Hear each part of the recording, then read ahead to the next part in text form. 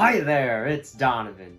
Cardboard is a heavy-duty paper used to store and transport objects. However, Nintendo defines cardboard as a waste of damn space. Nintendo Labo was a silly little fuck-up Nintendo created all the way back in 2018, a crucial year for the Nintendo Switch. When we're 1 year into the system's life, Nintendo has to show the world that the Switch wasn't just a one-hit wonder. Their systems generally do well at launch, but over their lifetime, sales do tend to falter pretty fast. Running off of the failure of the Wii U, Nintendo definitely still needed to prove the Switch's worth. So, in January of 2018, they charged $80 for cardboard and called it a day. Alright people, we need something that can make us some dough. We only got Smash Bros. And a bunch of ports this year. What is it? Oh, I know. Cardboard. Cardboard? Yes. Cardboard. $80. Cardboard. You know what we can do with cardboard? The fuck is this guy smoking? Can I have some? Nintendo Labo is one of those dumb creations only Nintendo would make. In a way, it perfectly embodies what makes Nintendo, Nintendo. So, I want to take a look back 5 years ago at the life and death of Nintendo Labo. January 2018, the Nintendo Switch just got off a hot 2017 holiday season with one of the best years for Nintendo content-wise. So many amazing games released during the Switch's first year, it set the system up for greatness. But how long would that greatness last? Many were wondering how Nintendo would play their cards this time, hoping that the Switch wouldn't turn out like the Wii U or even the 3DS. But then came the Nintendo Labo trailer. I remember eating a PB&J when this went live, and my mind exploded. Dad! So the trailer introduced to us the world of Labo, with these contraptions known as Toy-Cons. What made them special was how stupid it'd make you look. As a kid, I absolutely loved this idea, and my imagination ran wild with the kind of stuff I could build. Everyone else, kinda scratched their heads. Listen man, I love Lego, so there's no way I'd pass this up. Many people shrugged off Labo as just another dumb Nintendo thing, but being a former child, this was just magical to me, and showed me that anything was possible with this system. Like charging $15 for Battle Calculator. Or charging fucking hell! Good thing this released on 4/20 because that meant I could get it as a late birthday gift. So on Snoop Dogg's favorite day, I received the Variety Kit and the Robot Kit. Alright, let me break it down for you. Labo is simply cardboard inserts for your controllers so you feel like a badass. Which you obviously are.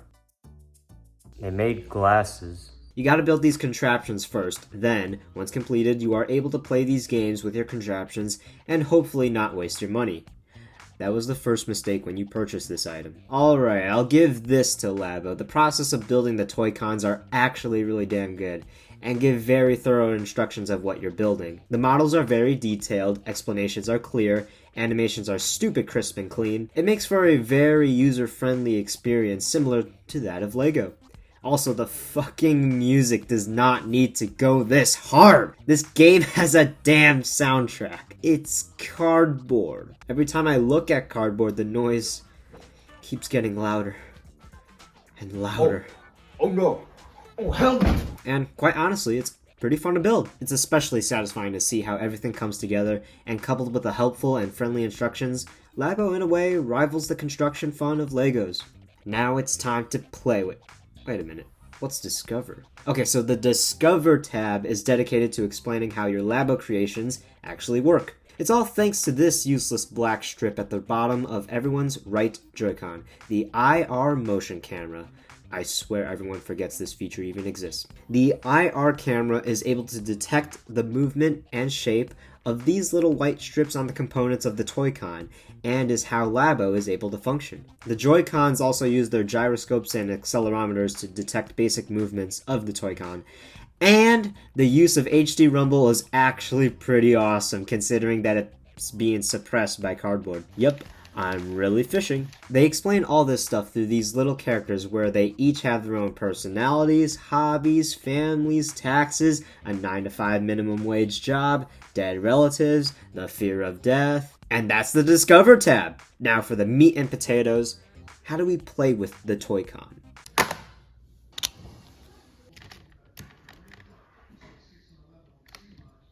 With the variety kit, we first have RC Car.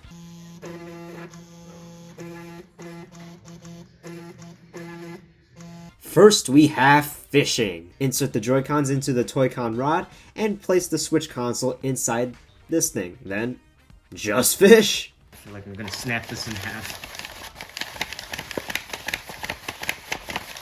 Come on, no.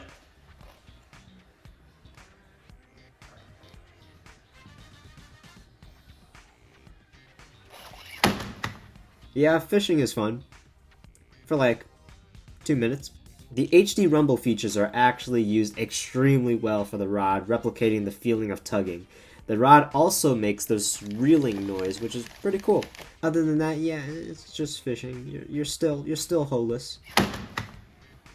Next, we got house. We have this abomination living inside of it.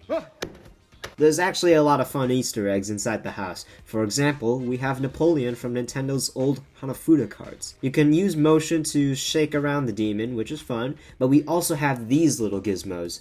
Insert them into the holes of the house, and you can cause water damage, destroy time, torture by food, and even bomb him. There's also little short mini games you can play, but the key word is short because they're nearly just supplements to entertain your little demon. But this is sort of a pet simulator, and that's it. Fun for like 5 minutes, but it gets even more fun when you can torture it. Who needs a PS5? We move on to Motorbike. This Toy-Con basically does what the Wii wheel does and replicates the feeling of driving, but this time it's a bike.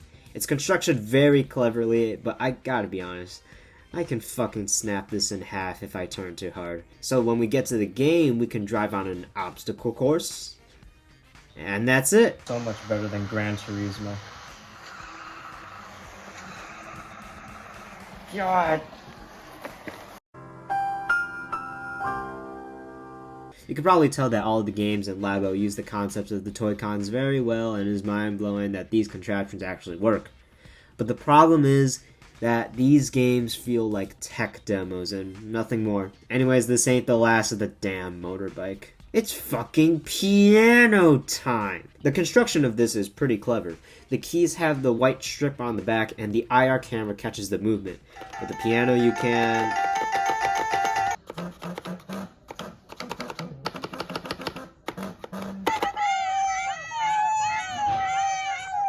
Holy fuck, can the robot save us? As the counterpart to the variety kit, the robot kit comes with one thing. Big fucking robot. The parents will love us. Though unconfirmed, it is said that the robot kit is the result of the infamous Wii U tech demo, Project Giant Robot. Nintendo kept stating over and over that Project Giant Robot would become its own game, and it mysteriously disappeared from their upcoming game list. True or not, the only similarities with Project Giant Robot and the robot kit is that you're a big robot destroying things. It could be true that the beta version of the robot kit was Giant Robot, but we may never know. So the robot kit has you create this behemoth of a cardboard contraption. A ton of strings are used to operate the entire thing. They're used to move these pillars up and down so the IR camera can detect the movement of the white strips. There's also a headpiece. I have no idea what this does. Again, this is expertly crafted and mind-blowing that it actually works, but we want to play it, so how's that?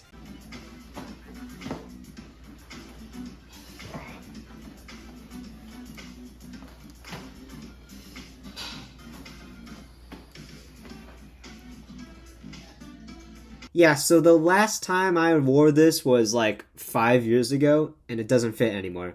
I sure do hope readjusting won't take so long.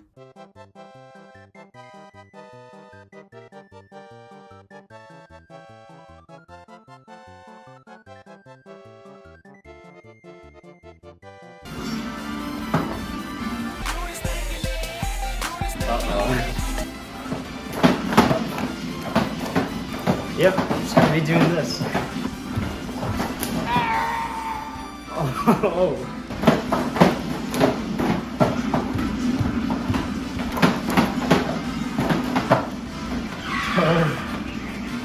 It's actually actually kind of fun. I could have used this a long time ago. You need a gamepad to do this. You need a gamepad to do this.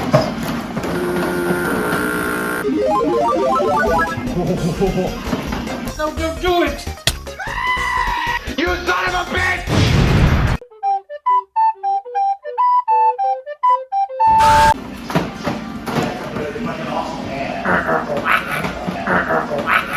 And that's the robot kit. Surprisingly enough, this was actually pretty fun to play. Just simple high score smashing goodness. Unfortunately, there's only one map, barely anything else to do, and it's just like fun for 10 minutes now.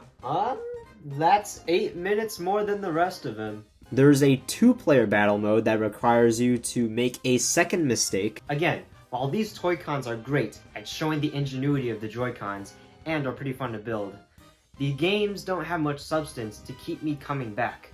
When I was making this video and rediscovering the magic of Labo, I was like, oh, that's cool. Then moved on with my day. You thought Labo ends here? No, no, no, because in September of 2018, they released a third version of the Labo, the Vehicle Kit. Now its focus was on cars, subs, and planes. And you already know I couldn't wait to play it, so I bought the Vehicle Kit and... Yeah, I never finished building the car. Heck, I'd never even finished building anything out of the Vehicle Kit. Great use of fucking money, Donovan. Stupid. So my Labo Vehicle Kit has been sitting in my basement collecting dust the entire time. I guess I just lost interest in Labo and didn't want to go through building another large cardboard contraption that I'll never use again. Too fucking bad I thought that after I bought it. I saw this online too. People were just getting tired of Nintendo charging exorbitant prices for useless dumb cardboard.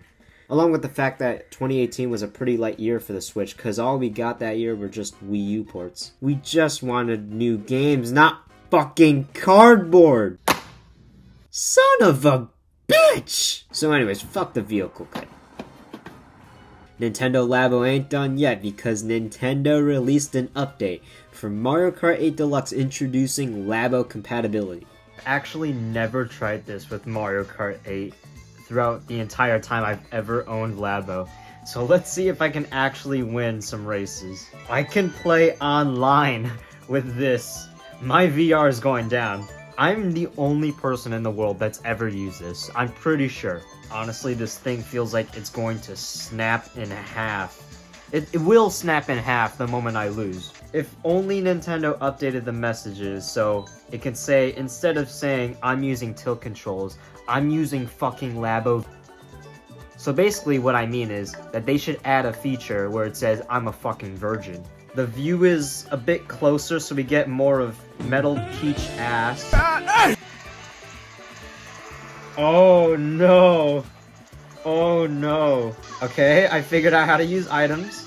I'm in dead last. It is impossible to turn. Oh my god. Holy shit. Give me a bullet bill! Oh my, are you gotta be seeing this. The devs and Nintendo thought this was a good idea. Finally a bullet bill. I am so far. I need 10 of these to catch up. They're gonna overlap me. I'm not joking. This is the worst Mario Kart game I've ever played. This is my worst performance. Dude, I can twist this all the way. Get the mushrooms. Okay, no. Oh, wow. A super horn. That's gonna help me, boo, in 9th fucking place. Ended my misery. Thanks. Are we done yet? Unexpectedly, almost a year after the first kit's release, we got the final kit for Nintendo Labo, VR Kit. The idea of VR for the Nintendo Switch began to circulate the moment the system was shown off to the world.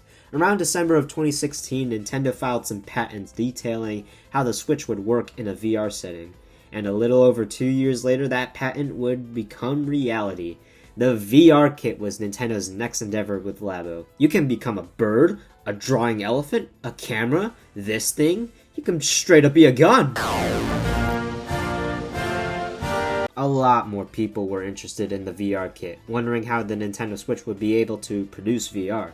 Nintendo also packaged the VR kit a bit differently. Instead of buying all the Toy-Cons in one package, you can purchase this starter set, which contains the goggles and the blaster Toy-Con. If you went with that option and wanted more Toy-Cons, you could buy the rest of them separately. This was actually pretty smart of them because we didn't have to waste as much money. They gave you a little appetizer, and if you wanted more, go waste more money. But if you were content with the blaster, then be a normal human being and don't buy the rest.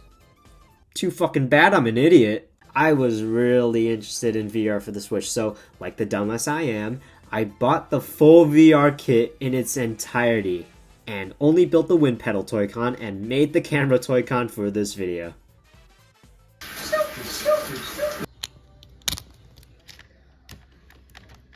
Alright, so what's new with Nintendo Labo? Actually, there's quite a bit to unpack. So I made the wind pedal Toy-Con for the game Frog Hop. The reason why I made this was for a 7th grade math carnival project thing. The actual math portion of the project was ass. I just wanted a reason to show my friends Labo VR. Labo VR is very similar to that of Google Cardboard or the Samsung Gear VR. You simply insert the Nintendo Switch console into the VR goggles, where the Switch display splits in half to create the VR effect. The gyroscopes and accelerometers inside the console detects your head movement, while you insert your Joy-Cons into the Toy-Cons as usual. Because the Switch has a 720p display, when you cut that in half for 2 eyes, it ain't the prettiest looking picture, that's for sure. Also, there's no head strap. Why? Why do they force us to just hold the goggles to our head? It can get pretty uncomfortable after a while. I guess it's the immersion factor with the Toy-Cons being strapped to your head.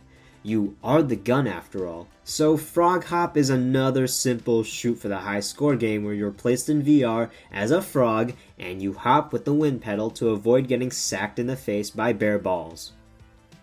Neat shit. I gotta be on this math project. Frog Hop fucking stinks! I better be taking ass pics with this damn camera, son of a bitch. I forgot how cool this actually was, considering this is cardboard. Who needs Pokemon Snap anyways? And that's my experience with Labo VR. Wait, VR Plaza, what's that? Oh, holy shit. This is actually pretty cool. So VR Plaza is a basic showcase of little tech demo minigames of what's possible with Labo VR. No joke, I was actually fascinated by this. But the main point of this was to show the potential of the Toy-Con Garage. Included in every Labo kit, the Toy-Con Garage was a way for enthusiasts to program their own Toy-Cons, which is genuinely awesome. So many mind-blowing creations were made by passionate fans of the community. It's just great to see. But with the VR kit, fans were able to take this to the next level. We were now given the ability to create full 3D environments with Labo VR, and though it was limited, so many creative workarounds made programming for Labo VR so interesting and fun. Probably the best thing to come out of Labo VR. You want to know what wasn't the best thing to come out of Labo VR? Game compatibility. Labo VR was compatible with a few first-party Nintendo games: Breath of the Wild, Mario Odyssey, Smash Ultimate, and Captain Toad. They could have done so much with this concept. So why is it so shit? Breath of the Wild and Mario Odyssey let me see more Link and Mario ass, and it's just weird to play in VR. What if we played as Link in first person? What if we got special VR courses for Mario? Give us a head strap, please! And Smash in VR. I will say, Captain Toad used VR the best and is actually probably better in VR. It's like you're looking into a little dollhouse as you control Toad through all the levels. It's really awesome. I just wish Nintendo went the extra mile to really make Labo VR great with their games. They could have added VR support to Metroid Prime Remastered, a first-person action-adventure FPS that would have been perfect. Yep, I don't see Samus's glorious titties in my face, so this game gets a 0 out of 10 from me. And we're done. That was the life of Nintendo Labo. After the VR kit, there were no more kits released, and VR support withered away with more recent releases. But let's look at a few more bright points and the legacy of Labo. Nintendo held creators contests that showcased the creativity of those who utilized the Toy-Con garage to its fullest.